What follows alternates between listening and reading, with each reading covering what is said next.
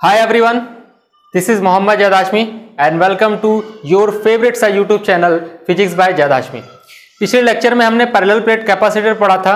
आज उसी लेक्चर को आगे बढ़ाते हुए आज हम एनर्जी इन कैपेसिटर की बात करेंगे कि कैपेसिटर के अंदर एनर्जी क्या होती है, क्योंकि कैपेसिटर का काम क्या होता है, चार्ज को स्टोर करना और साथ ही साथ एनर्जी को रखना in the form of stored energy in the form of electric field. तो बेसिकली हम उसी की बात करेंगे कि कितनी एनर्जी है ना। जब डेफिनेशन में लिखा हुआ है इट स्टोर्ड एनर्जी, तो एनर्जी कितनी है हम आज उसी की ही बात करने वाले हैं। तो खैर ध्यान से अगर आप देखें तो एनर्जी इन कैपेसिटर, एनर्जी को कैपेसिटर में एनर्जी को छोड़ दे, सबसे पहली बात करते हैं एनर्जी। अगर आपको एनर्जी के बारे में पता होगा कि एनर्जी हम कैसे निकालते हैं, तभी कैपेसिटर में आप एनर्जी निकाल सकते हैं। पहली बात कि एनर्जी आता कैसे है, पोटेंशियल एनर्जी। जब हम वर्क करते हैं, वर्क अगेंस्ट फील्ड, जब हम क्या करते हैं, वर्क करते हैं तभी एनर्जी आता है। लेकिन वर्क कैसे करना पड़ेगा, वर्क अगेंस्ट फील्ड। अगर हम फील्ड के अगेंस्ट करते हैं, लेकिन वो फील्ड कैसा होना चाहिए, कंजर्वेटिव फील्ड होना चाहिए। Work against conservative field, then this work is converted into potential energy. इसी वर्क को हम बेसिकली क्या बोल देंगे, सीधा सीधा पोटेंशियल एनर्जी बोलेंगे।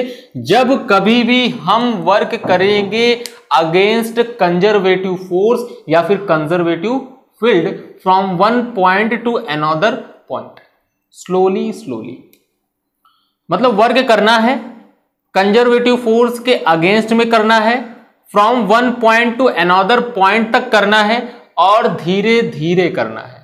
मतलब वर्क करना है लेकिन धीरे धीरे, मतलब इस तरीके से वर्क करना है कि किसी पार्टिकल को अगर एक पोजीशन से दूसरे पोजीशन तक ले जा रहे हैं तो उसकी काइनेटिक एनर्जी न बदले। मतलब जो भी एनर्जी चेंज हो वो सीधा सीधा पूरा का पूरा किसमें चेंज हो जाए, वो पोटेंशियल एनर्जी में चेंज हो जाएगा। तो जो वर्क हम जो कर रहे हैं वो पूरा का पूरा वर्क, इसका मतलब ये है कि पोटेंशियल एनर्जी में जा रहा होगा अगर हम स्लोली स्लोली करेंगे तो। ठीक है, तो हमें एनर्जी निकालने के लिए दो पॉइंट, इंपॉर्टेंट पॉइंट हमें पता होना चाहिए। फील्ड के अगेंस्ट में वर्क करना है। अब कैपेसिटर में क्या चक्कर है कि कैपेसिटर मान लेते हैं अगर कोई आपका पैरेलल प्लेट कैपेसिटर है इस टाइप से, जिस पर चार्ज है, इस पर प्लस क्यू चार्ज है और इस पर माइनस क्यू चार्ज है, और इस टाइप से। तो अगर इस पर प्लस क्यू चार्ज है, इस पर माइनस क्यू चार्ज है, तो ये चार्ज आया कहां से, सबसे पहली बात ये तो मैं कई बार बता चुका हूं आया कहां से। ये चार्ज प्लेट से हम, इस प्लेट से हम चार्ज को तोड़ते हैं और इस प्लेट पर चार्ज हम देते हैं। ये काम कौन कर रहा होता है कि यहां से चार्ज तोड़ता है और यहां पर चार्ज देता है, ये काम हमारा बैटरी कर रहा होता है ना। ये काम बेसिकली हमारा कौन रहता है, सेल कर रहा होता है। जब हम किसी कैपेसिटर को, जब हम बैटरी के अक्रॉस लगाते हैं, तो बैटरी को अगर कैपेसिटर का क्रॉस लगा देंगे तो होगा क्या, इनिशियली हमारा कैपेसिटर अनचार्ज होता है। ऐसा थोड़ी कि हमेशा कैपेसिटर चार्ज रहेगा। कैपेसिटर बेसिकली क्या रहता है, अनचार्ज रहता है। जब हम क्या करते हैं, इलेक्ट्रिक सेल लगाते हैं, इलेक्ट्रिक सेल लगाने के बाद क्या होता है, वो इलेक्ट्रिक सेल चार्ज को फ्लो कराता है from one plate to another plate. तो जिस प्लेट से प्लस क्यू चार्ज वो तोड़ा होगा, उस प्लेट पे माइनस क्यू चार्ज आ जाएगा, और जिस प्लेट पे वो चार्ज दे रहा होगा उस प्लेट पर प्लस चार्ज आ जाएगा। समझ में आ रही बात है ना। तो ये मैंने लेक्चर नंबर 02 में बताया था कि 02 में कैसे काम कर रहा होता है कोई कैपेसिटर, कैपेसिटर में कैसे चार्ज आ जाता है। ये सब बेसिकली बातें मैंने की हुई थी। अगर आप लेक्चर 02 नहीं देखें यार, तो ऊपर आई बटन दिख रहा होगा, उस पर तुरंत क्लिक करिए। सबसे पहले आप लेक्चर 02 देखिए, लेक्चर 01 देखिए, उसके बाद इस लेक्चर को आप देख सकते हैं, है ना। वैसे भी देखेंगे, ऐसा नहीं है कि नहीं समझ में आएगा, लेकिन उसको कंप्लीट करे रहेंगे तो आगे के कॉन्सेप्ट आपको क्लियर होंगे। तो मैं कह क्या रहा हूं कि अगर ये एक प्लेट पर प्लस चार्ज है और दूसरे प्लेट पे माइनस चार्ज है, तो एनर्जी होगी in the form of electric field इसके अंदर, और एनर्जी होगी in the form of electric field इसके अंदर। तो वो इलेक्ट्रिक फील्ड होगा वो प्लस चार्ज, प्लस प्लेट से माइनस प्लेट की तरफ रहेगा, इस टाइप से, है ना। तो शुरुआत में बेसिकली हुआ क्या होगा, शुरुआत में हमारा ये प्लेट जो हमारा कैपेसिटर है वो अनचार्ज रहा होगा। तो मैं बेसिकली इसको और ब्रीफली समझाता हूं, ध्यान से अगर आप देखो तो मान लेते हैं पहले प्लेट अनचार्ज था, पहले प्लेट क्या था हमारा, अनचार्ज था। इस पर भी कोई चार्ज नहीं है और इस पर भी कोई चार्ज नहीं है। तो हमने क्या किया, मान लो तुम अंदर बैठ जाओ यार, मान लिया कोई आदमी अंदर बैठा हुआ है, कोई मैन है अंदर बैठा हुआ है, और वो आदमी क्या कर रहा है, वो आदमी क्या कर, सिर्फ समझने के लिए है ना, असलियत में क्या हो क्या रहा होता है वो तो बैटरी ही अपना काम करेगी। समझने के लिए मान लेते हैं एक आदमी इस कैपेसिटर प्लेट के बीच में बैठा हुआ है, ये इस वाले प्लेट से चार्ज को तोड़ता है और इस वाले प्लेट को चार्ज देता है, मान लेते हैं स्मॉल क्यू। तो स्मॉल क्यू अगर चार्ज यहां से तोड़ेगा तो यहां पर स्मॉल क्यू चार्ज की कमी आएगी, और अगर स्मॉल क्यू चार्ज की कमी आएगी तो इस पर चार्ज आ जाएगा माइनस क्यू, और अगर इस पर प्लस क्यू चार्ज आएगा तो प्लस क्यू चार्ज का एक्सेस हो जाएगा, एक्सेस होगा तो इस पर हो जाएगा प्लस क्यू।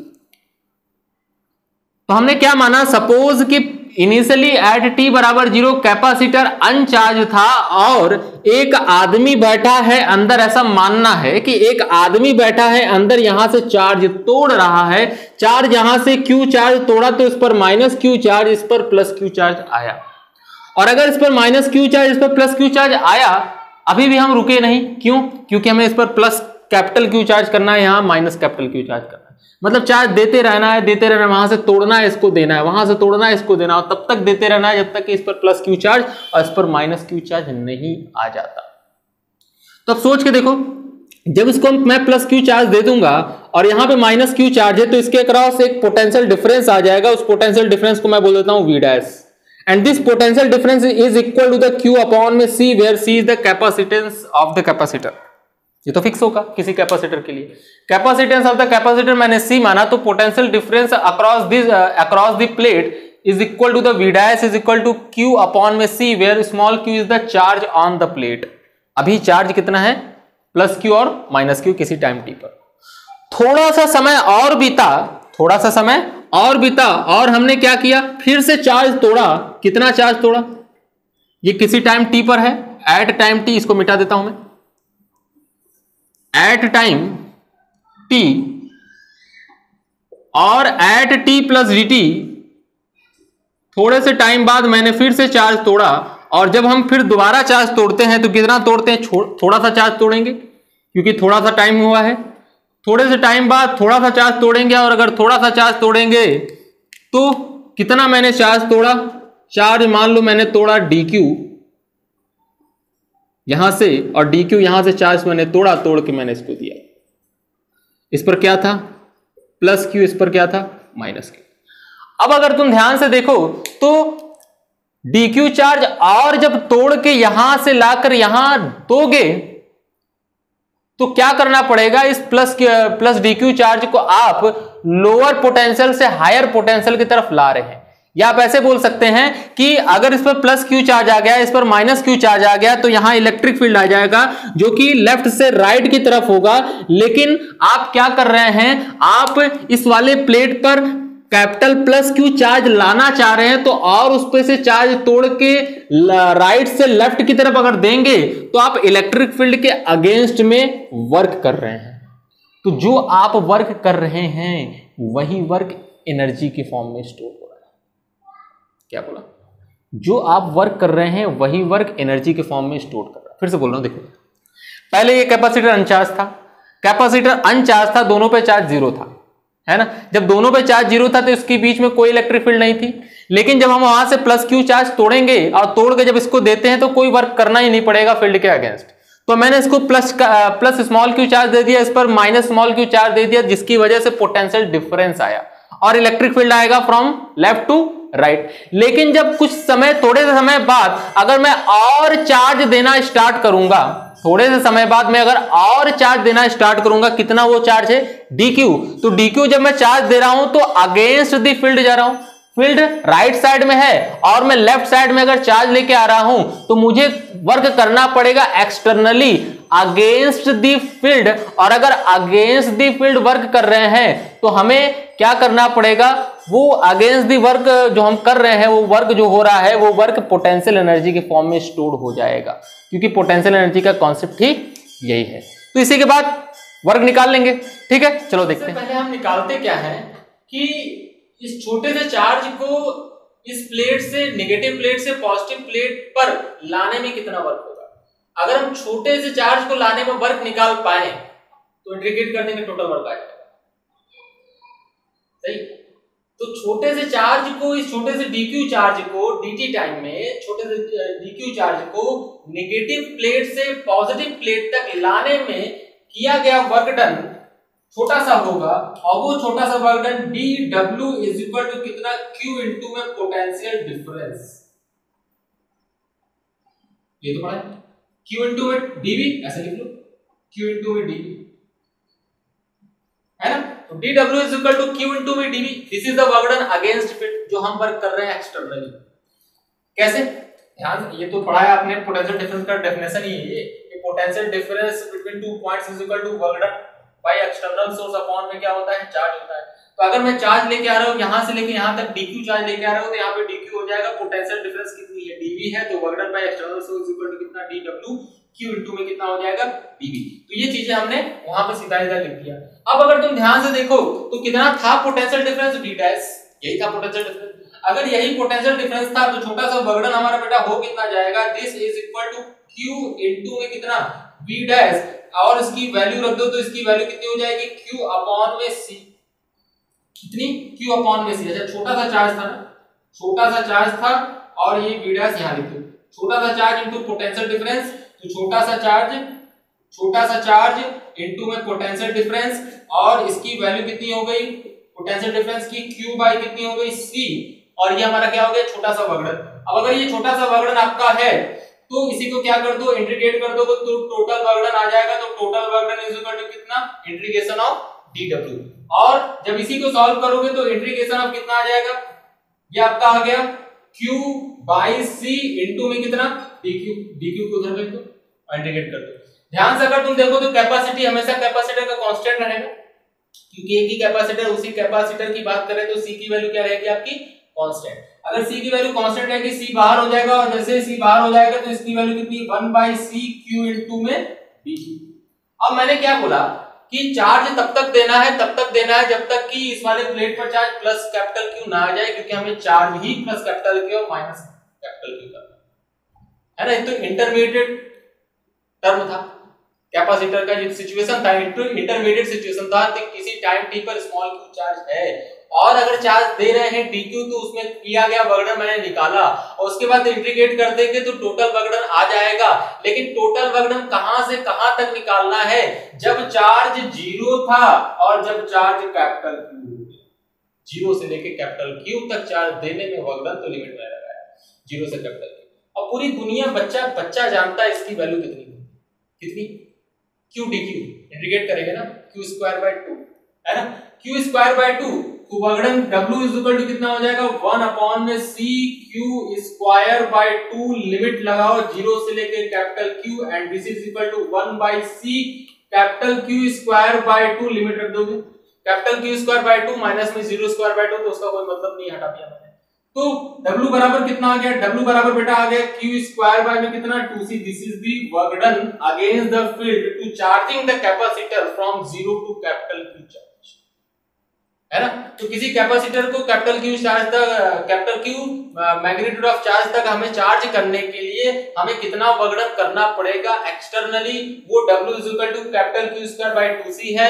लेकिन यहाँ मैंने तुमको बोला है कि बेटा लड़का बैठाओ बीच में, यहाँ लड़का बैठाया नहीं जाता, ये चार्ज जो तोड़ रहा है, ये कौन तोड़ रहा है, इलेक्ट्रिक सेल तोड़ रहा है, कोई आदमी नहीं होता, वो तो सिंपलिसिटी के लिए मैंने अंदर बैठा दिया, है ना, वो मैंने सिंपलिसिटी के अंदर बैठा दिया। तो आप लिखेंगे कैसे, आप बताएंगे कैसे, लोगों को कहेंगे कैसे, नोट्स लिखेंगे कैसे कि लड़का बैठेगा, नहीं लड़का नहीं, सपोज करेंगे, suppose a capacitor of capacitance C is connected by a cell, is connected by a cell, तो सेल से क्या हुआ, वो कनेक्ट हुआ, है ना, by pressing the key, क्योंकि की लगा होगा, by pressing the key, suppose small q charge, है ना, स्मॉल q चार्ज फ्लोज, इसको बोल देना, ये चार्ज नंबर प्लेट नंबर 1 है, प्लेट नंबर Q2 है, तो small q charge flows from the plate 2 to 1 via external circuit, है ना, तो उसके ऊपर माइनस क्यू चार्ज आ जाएगा, इसके ऊपर प्लस क्यू चार्ज आएगा, और जब इसके ऊपर माइनस क्यू चार्ज आएगा, इसके ऊपर प्लस क्यू चार्ज आएगा, तो बोलोगे आप क्या, the potential difference between the plate 1 and 2 v dash is equal to small q by c। और अगर पोटेंशियल डिफरेंस आ गया देन वर्क डन अगेंस्ट, ऐसे बोल सकते हो work done by the battery, work done by the battery, work done by the battery to moving the charge from plate 2 to 1 by externally बोलना है, externally कितना हो जाएगा, ये आपका हो जाएगा dw is equal to dq, क्योंकि छोटा सा चार्ज लेके आना है, छोटा सा चार्ज, तो छोटा सा वर्क डन होगा dq into v डैश, और v डैश की value small q by c है, उस टाइम t पर, जिस टाइम पर इस पर दोनों पर चार्ज कितना है, प्लस q माइनस q है, उसके बाद इंटीग्रेट करते हैं, इंटीग्रेट करने पर टोटल वर्क डन आ जाएगा, उस टोटल वर्क डन की value capital q square by 2c। अगर आपसे कोई पूछे लिमिट आपने 0 टू कैपिटल q क्यों लगाया, तो आप बोलिएगा क्योंकि हमें चार्ज करना है कहां से कहां तक, जब वो न्यूट्रल था और जब वो कैपिटल q तक मैक्सिमम चार्ज, जीरो से लेके कैपिटल क्यू, तो यही वर्क डन क्या एनर्जी के फॉर्म में स्टोर हो जाती है, जिसे हम प्यार से क्या बोलते हैं बेटा, पोटेंशियल एनर्जी इन, क्या बोला जाता है, पोटेंशियल एनर्जी इन कैपेसिटर। तो पोटेंशियल एनर्जी इन कैपेसिटर सीधा सीधा इसी W को क्या लिख दिया जाता है, U लिख दिया जाता है, इसी U को क्या बोला गया, इसी U को बोला गया बेटा Q स्क्वायर अपॉन में 2C is the potential energy in capacitor. इसको अदर फॉर्म में भी लिख सकते हैं, कैसे अदर फॉर्म में, अगर कैपेसिटर है और अगर कैपेसिटर के अक्रॉस हमने क्या लगाया है, V वोल्ट की बैटरी हमने लगाया है, तो अगर हमने V वोल्ट की बैटरी किसी कैपेसिटर के अक्रॉस लगाया है, क्या कैपेसिटर के अक्रॉस V वोल्ट की बैटरी लगाया है, तो ये पूरा का पूरा V वोल्ट इसके अक्रॉस आ जाएगा, और अगर इसके अक्रॉस पूरा का पूरा V वोल्ट आ जाएगा तो बताना है इस पर चार्ज कितना होगा, इस पर चार्ज कितना होगा, तो इस पर चार्ज आप बोलोगे capital Q is equal to C into maybe where C is the capacitance of the capacitor, तो capital Q is equal to C into V आ जाएगा। तो C और V के फॉर्म में पोटेंशियल एनर्जी अगर आपसे कभी पूछे तो आप क्या लिखेंगे, इसी को सीधा सीधा लिख देंगे कि भाई साहब ये जो U आएगा, Q की वैल्यू कितनी, CV का होल स्क्वायर अपॉन में कितना हो जाएगा 2C, और जब इसे आप सॉल्व करेंगे तो इसकी वैल्यू आ जाएगी half of CV square, this is the potential energy in the form of capacitance and potential difference, not potential, potential difference बोले या फिर वोल्टेज बोले, और यहाँ पर this is the potential energy in capacitor या energy in capacitor in the form of charge and capacitance। अच्छा, तीसरा फॉर्म और होता है, तीसरा फॉर्म और होता है चार्ज और पोटेंशियल डिफरेंस की फॉर्म, चार्ज और पोटेंशियल डिफरेंस की फॉर्म कैसे, ध्यान से देखो, U बराबर क्या जानते हैं, Q square by 2C, Q square by 2C। अच्छा, C बराबर कितना होता है, चार्ज अपॉन में voltage, and this is equal to कितना हो जाएगा, Q स्क्वायर अपॉन में 2 इनटू में चार्ज अपॉन में वोल्टेज, Q अपॉन में कितना हो जाएगा V, ये Q से Q चला गया, then this is equal to कितना, half of capital Q into V। तो तीन पोटेंशियल एनर्जी का फॉर्म आ गया, असलियत में ये एक ही पोटेंशियल एनर्जी है, पोटेंशियल एनर्जी का फॉर्मूला तो एक ही है लेकिन तीन अलग अलग फॉर्म में आ रहा है। जैसे आपका क्या आता है, पावर का फॉर्मूला नहीं आता, पावर का फॉर्मूला V into में आई, पावर बराबर V स्क्वायर बाई R, है ना, पावर बराबर I स्क्वायर R, तीन तरीके से आता है। उसी तरीके से पोटेंशियल एनर्जी का फॉर्म भी तीन तरीके से आता है, लेकिन तीनों में है अंतर कि कब कहां किसको यूज करना है ना। मैं बताता हूं कब कहां इसको यूज करना है। Q स्क्वायर बाई 2C तब यूज करेंगे जब Q क्या रहेगा, कांस्टेंट, चार्ज क्या रहेगा, कांस्टेंट, चार्ज कांस्टेंट होता है। सीधा सीधा जब सीरीज में अगर कैपेसिटर हो तो ये यूज किया, सीरीज में अगर कैपेसिटर लगा हो तो ये यूज किया जाता है, क्योंकि सीरीज में कैपेसिटर पर चार्जेस सेम होते हैं, और ये तब यूज किया जाता है जब पोटेंशियल डिफरेंस कांस्टेंट। तो मैं सीधा सीधा क्या कर रहा हूं, जब पैरेलल में कोई कैपेसिटर हो तो ये फॉर्मूला यूज करो, हाफ ऑफ CV स्क्वायर। जब पोटेंशियल वोल्टेज अगर कांस्टेंट तो हाफ CV स्क्वायर यूज करें, और चार्ज अगर कांस्टेंट है तो Q square by 2C use करें, है ना। ये बुद्धि से लगाया जाता है, बस ये चीज याद रखें कि वोल्टेज अगर कांस्टेंट तो ये फॉर्मूला, अगर चार्ज कांस्टेंट तो ये फॉर्मूला, आया वहीं से है, लेकिन फॉर्मूला का यूज करने का तरीका अलग आया वहीं से, है ना। तो ये फॉर्मूला तब यूज किया जाता है, ये फॉर्मूला तब यूज किया जाता है। दूसरी चीज ऐसे भी बोल सकते हैं, अगर चार्ज और कैपेसिटेंस पता है तो ये यूज कर लें, और अगर आपको कैपेसिटर और कैपेसिटेंस और वोल्टेज पता है तो ये यूज करते हैं। तीसरी चीज, ये रेयर केस में यूज किया जाता है, ये असल में एज अ सोर्स यूज किया जाता है, एज अ सोर्स। मतलब ये कि मैंने शुरुआत में मैंने क्या बताया था लेक्चर नंबर 1 में कि capacitor act as a starter. Capacitor बहुत तेजी से चार्ज होता है, बहुत तेजी से डिस्चार्ज होता है।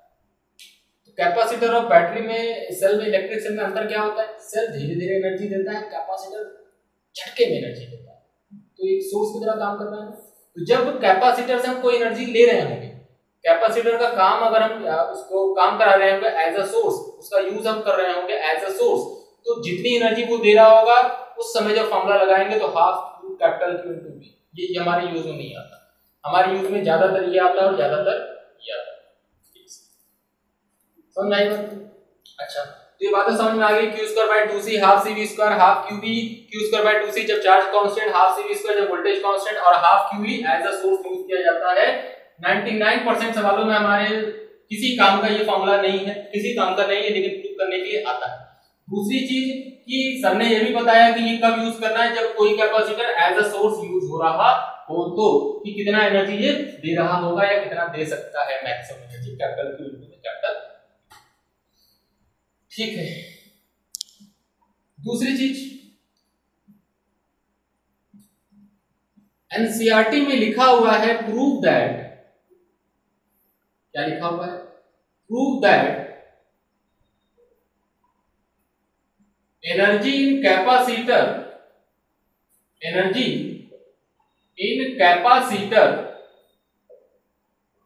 is in the form of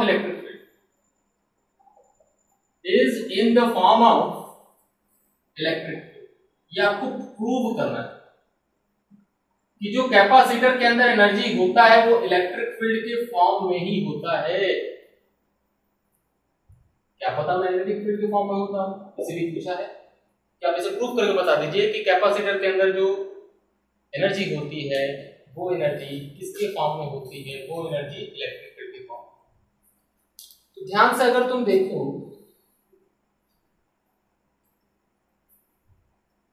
तो पोटेंशियल एनर्जी का हमने फॉर्मूला पढ़ा, potential energy U is equal to कितना, Q² अपॉन में कितना 2C, Q² अपॉन में कितना 2C, और C बराबर हम और क्या जानते हैं, epsilon naught capital A upon में स्मॉल d, अगर कैपेसिटर का डायमेंशन अगर हमें पता है।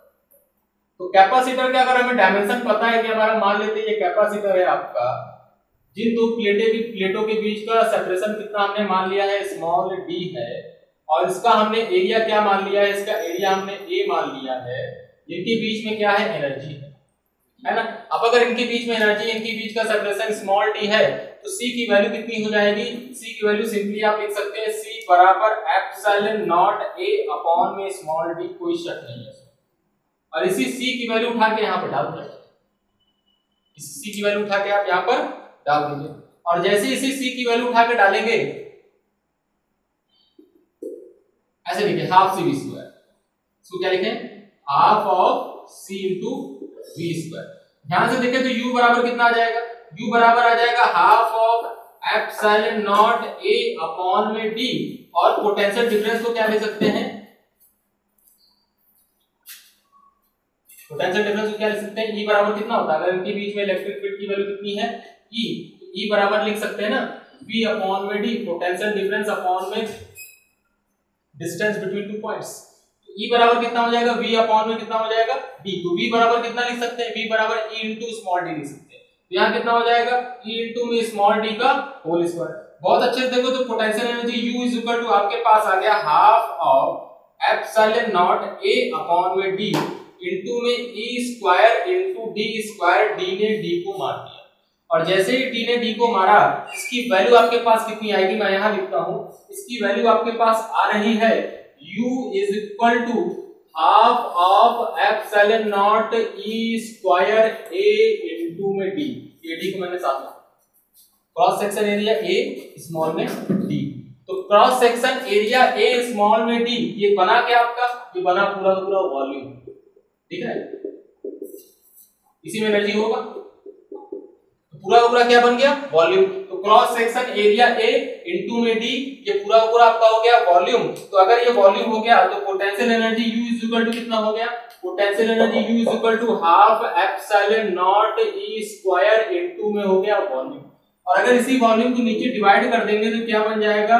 Energy per unit volume, and this is equal to half of epsilon naught E square. ये अपने एनर्जी पर यूनिट वॉल्यूम कहीं ना कहीं पढ़ा है काइनेटिक थ्योरी ऑफ गैसेस, है ना, कि कितने वॉल्यूम में कितनी एनर्जी है। तो ध्यान से अगर आप देखो एनर्जी पर यूनिट वॉल्यूम को क्या बोलते हैं? Energy density. तो एनर्जी डेंसिटी का फॉर्मूला आ गया half of epsilon naught E square.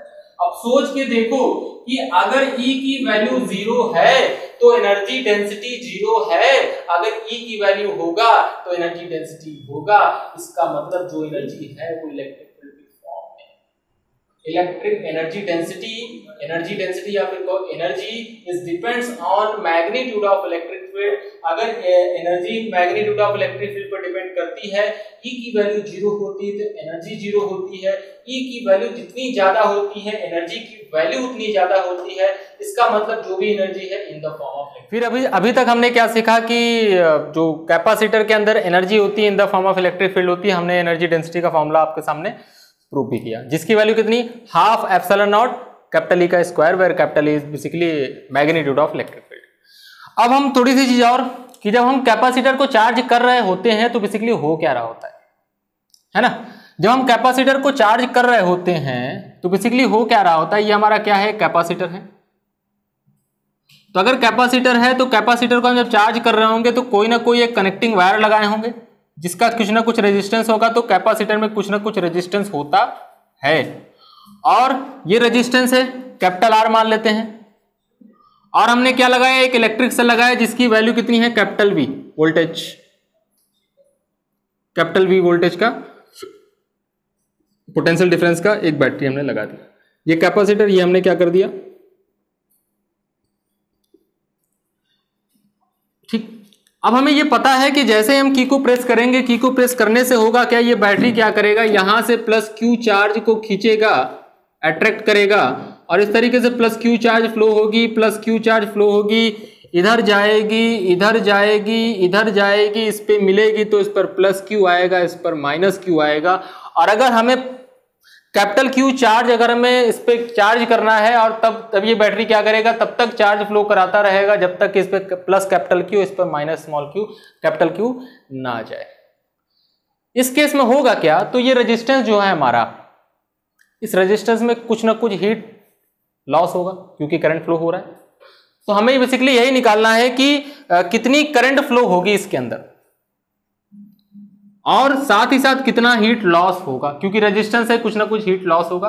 तो कितना हीट लॉस होगा एवरेज में, वो हीट हमें लॉस निकालना है।